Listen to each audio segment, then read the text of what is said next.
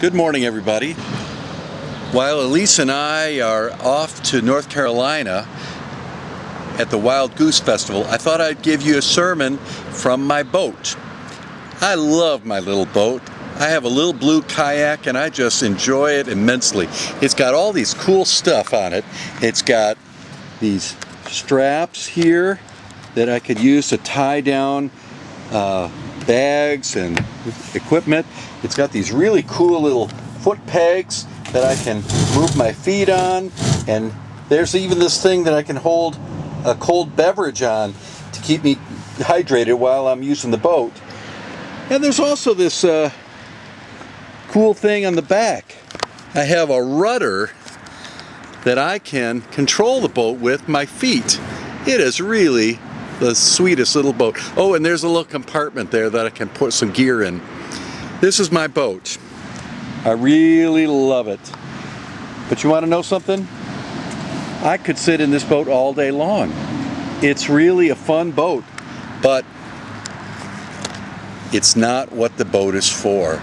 If I want to really use this boat, I got to get it out of my driveway and get it out into the water. And to use my boat, I need some help.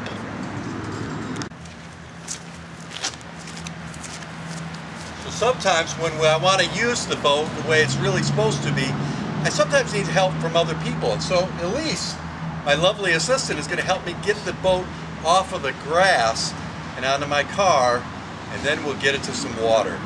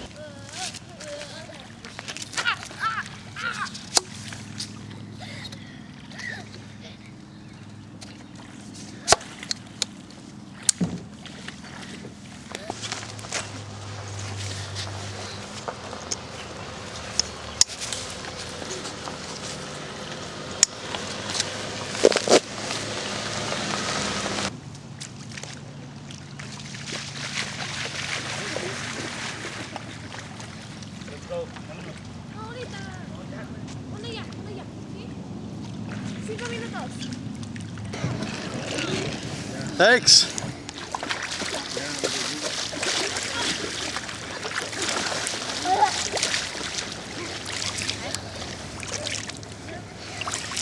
See, if you really want to get out and use a boat the proper way, you got to get out and get into the water. This is how it really works.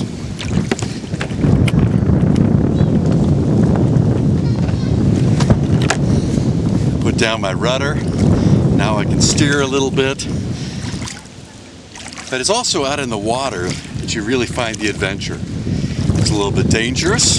Sometimes the water's choppy and you might swamp. Sometimes it's beautiful and smooth as glass. Early in the morning, a kayak on the water is just a wonderful thing. But I would never know whether or not this would happen unless I get out of the grass and get out to the water. When Jesus and his disciples were being called, Jesus found a boat on the shore. He asked if he could sit in it, and from there he taught the people.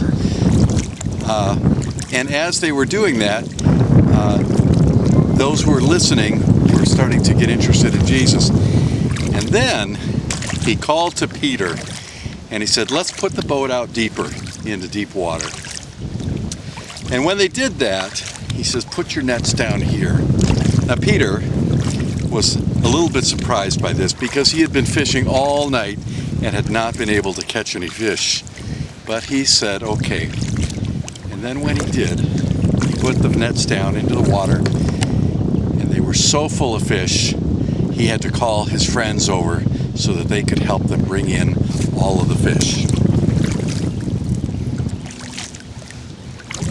You see, the church is a lot like this boat. It's a lot of fun to use. I think it's wonderful, it's fascinating, everything about the little boat and the church are just interesting. And sometimes, though, we don't always get the boat into the water.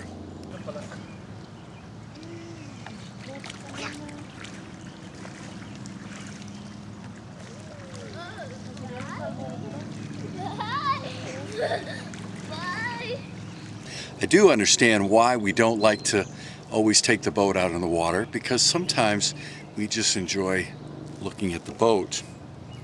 The church is like that boat. Many times the church is portrayed as a boat at sea.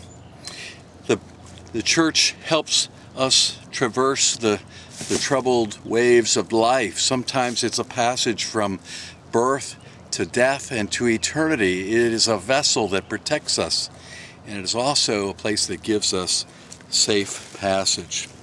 You know, when I think about the spiritual life of a human being, I always think about it this way. The beginning of our spiritual journey is like this place right here. In the very beginning of our lives, we are amazed by the newness of Christ, how God is aware of who we are and that we are loved. And for the first time in our very lives, we might have realized, God loves me and I am valuable to God. Our spiritual birth happens at this point in our life.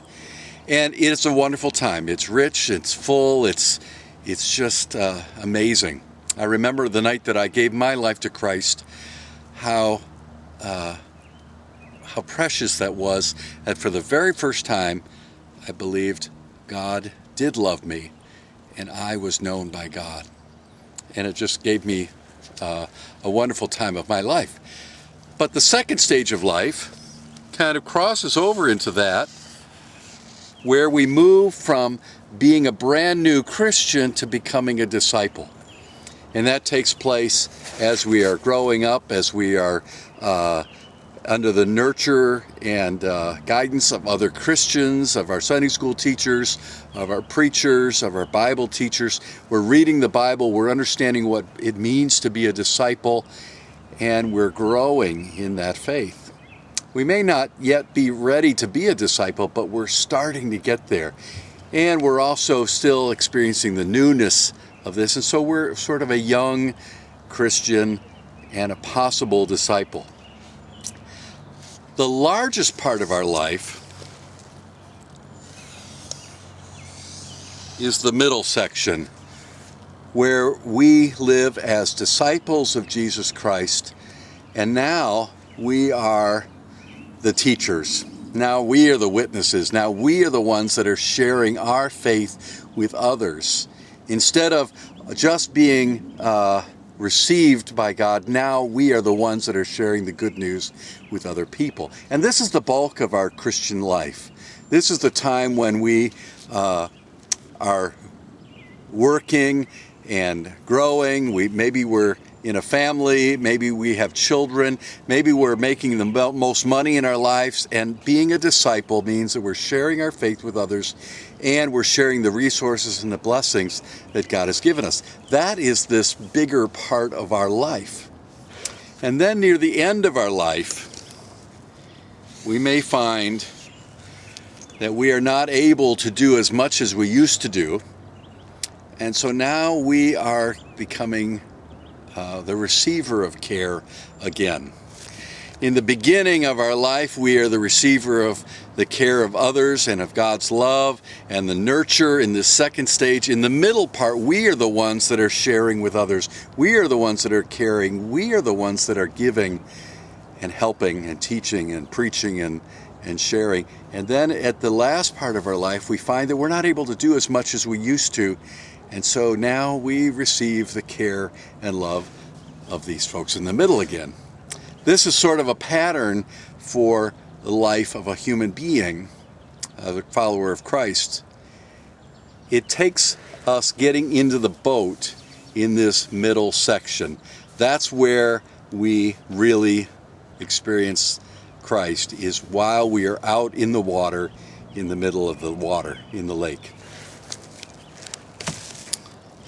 I tell you that because that's the whole purpose of being a follower of Christ.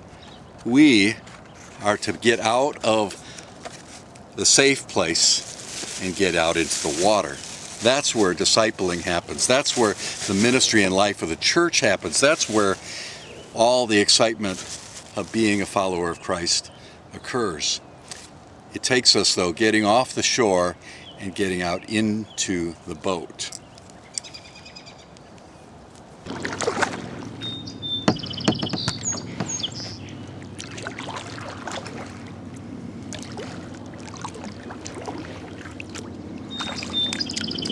Sometimes when we get out into the boat, we find that the shore is close and safe, and we can navigate things and do well.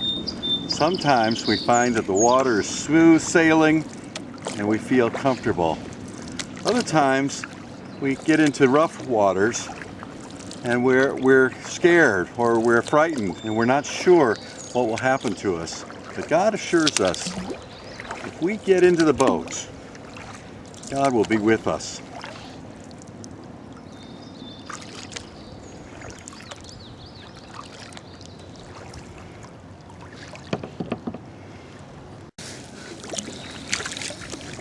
A few years ago, the United Methodist Church and the West Michigan Conference began a program called the Vital Church Initiative.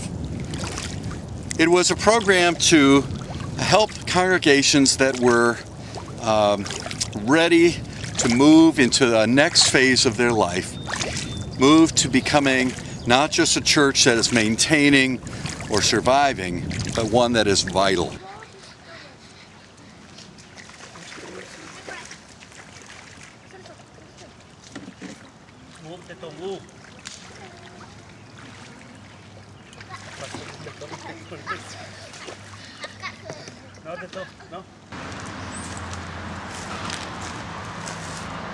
Just last week I received a letter from our district superintendent who was inviting Simpson United Methodist Church to be one of the churches that could participate with the Vital Church Initiative. We were nominated as a good candidate for that. And the way it works is this. If a church is interested in the program, they would begin by having the Vital Church Initiative coaching team come and evaluate the ministries of Simpson United Methodist Church. They would analyze what we do, how we worship, what our administration is like, what our ministries ways are doing. All these things would be evaluated. And then they would bring their assessment of what they think are the strengths and the growth areas for Simpson.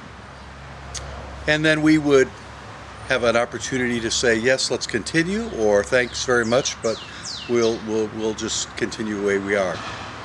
At the next stage, they would be coaching our leadership, coaching me, the pastor, giving us guidance as to how to move to the next phase. And then finally, they would have a prescription of what they believe would be helpful for us to move from a church that is maintaining and surviving to one that's thriving and is vital. At each stage, we would get a chance to vote on whether or not we wanted to continue or whether we wanted to stop. A couple years ago when this first came out, we were in the middle of our financial struggle.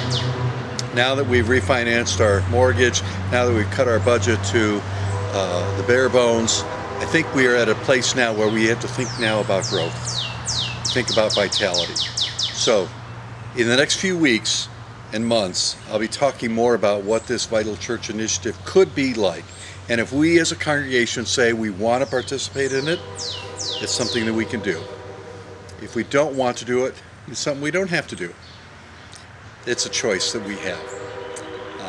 I think it's kind of nice that we were nominated. It's an opportunity that we as a congregation could decide to participate in. This will be coming before us in the next few weeks. But the part about the whole sermon that I'm really wanting to remind us all about is the boats are meant to be out in the water, and the church is meant to be vital and alive and out in ministry. See you next week.